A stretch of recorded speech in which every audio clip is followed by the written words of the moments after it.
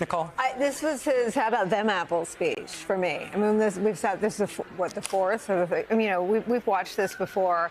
I think that grabbing the room by, he started with World War II and the Civil War and rooted the threat facing our country from my predecessor in those two, epic battles. And then he quoted Ronald Reagan. It was like a punch in the face to every Republican in the room, and that's how it started. This is the first 120 seconds. Every Republican, he's rooted tonight's address in the Civil War, World War II, and then quoted Reagan. It is a punch in the nose. It's why by the end, Lindsey Graham was slouched in his seat with his arm folded, chuckling like it was John McCain up there. I mean, the sort of waving of the white flag by Mike Johnson's face, I think, told the whole story. And I think that,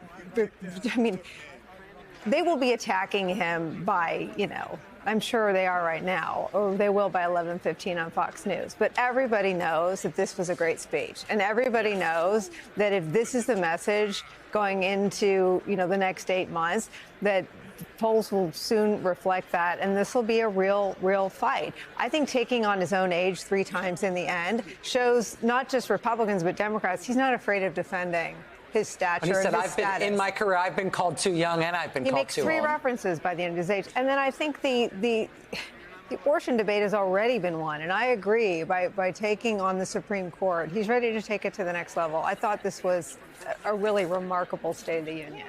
I thought it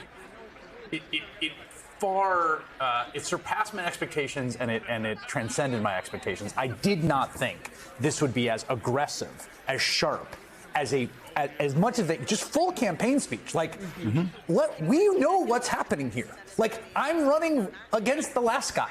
Everyone in the room knows there was no sort of like false, sort of papering that over. It was like this kind of bracing electricity of naming that fact so openly from such a beginning standpoint. And the second thing I would say is, like, the caricature of the President of the United States has gotten so over the top in the conservative media, and I even think out in the public, in the outer perimeter and the largest concentric circles of Americans who do not pay very careful attention to politics, that this guy is just like ludicrously doddering and incapable.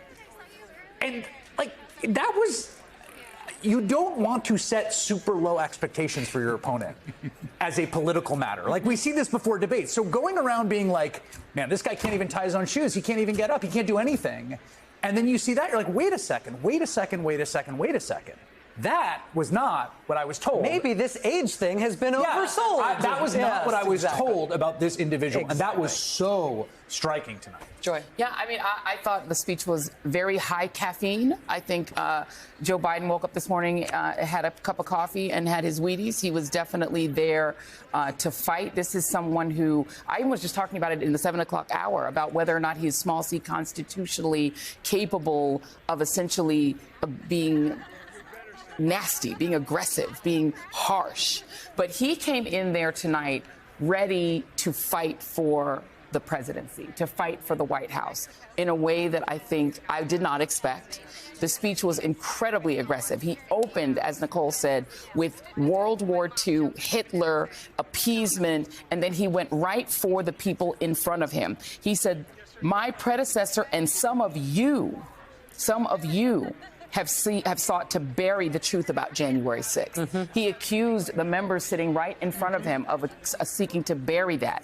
Then he kept punching. My predecessors and some of you here seek to bury the truth about January 6th. Then he said, I will not do that. He shouted that out. Yes. Room erupts. Room erupts. Yeah. You can't love your country only when you win. As Lawrence said, he kept referring to my predecessor.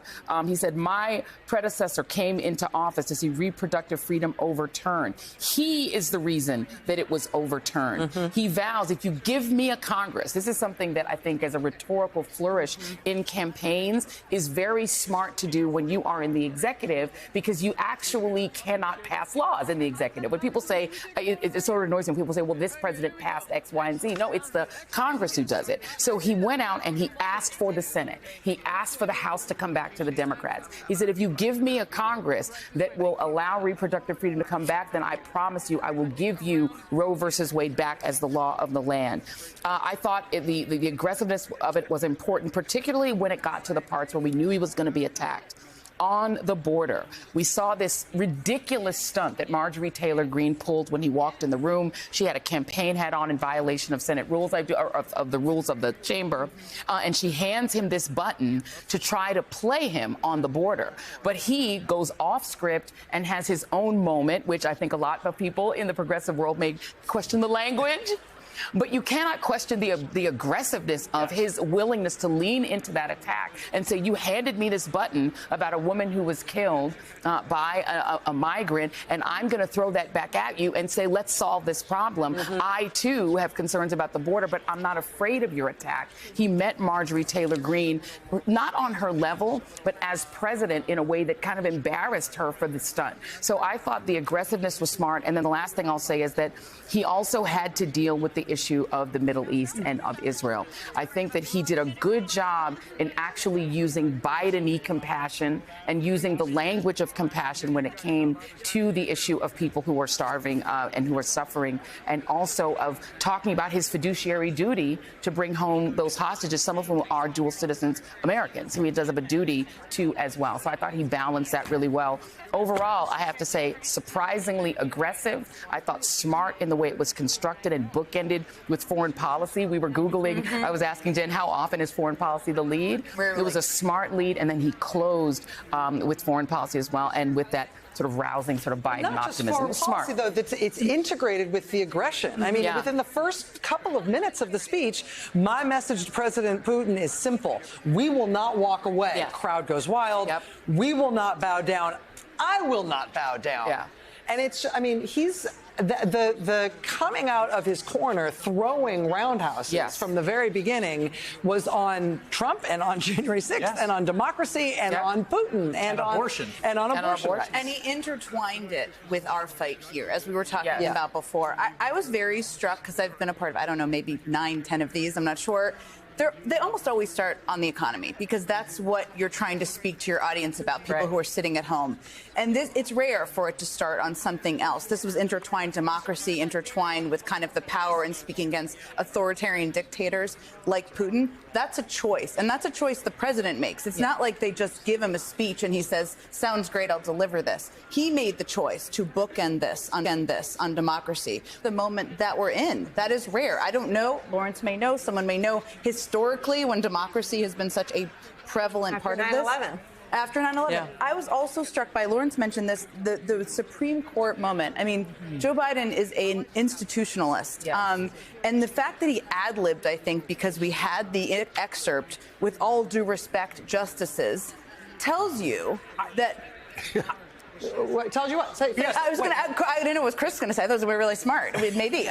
Tells you that this is bothering him. He's mad at the Supreme Court. That was not written into the speech. He saw them in front of him and he said, with all due respect, justices, because he is mad about what they've been doing. That is not the Joe Biden who was the chairman of the Judiciary Committee not that long ago. So that was a very striking moment. The third thing I would say is his evolution on how he talks about abortion. This is an important thing to remember. I mean, after Roe, a lot of the women's rights groups and pro-choice groups were upset that he wasn't being as vocal. He kind of was a little bit awkward in how he talked about it. He has a pro-choice record, but he is somebody who is very Catholic, not super comfortable talking about it. Others in the administration were talking about it.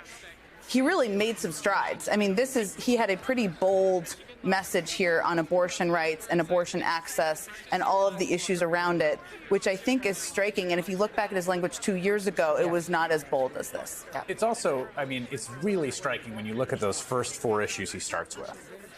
Out of the gate, these are 60-40, 70-30 issues, right? Like, Putin, good or bad?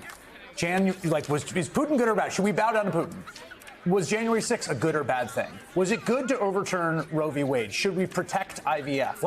Political violence. Yeah, the first 4 issues. Political violence. Is political violence good or bad? Just like taking things that your side believes in, that you personally believe in, that your coalition believes in, and that most people outside your coalition believe in, but that they can't agree to because there's a sociopath waiting in the wings who doesn't abide by these things that 80 to 90% of Americans actually do abide, which is like political violence is bad and Putin is bad and January 6th is bad. And NATO is good.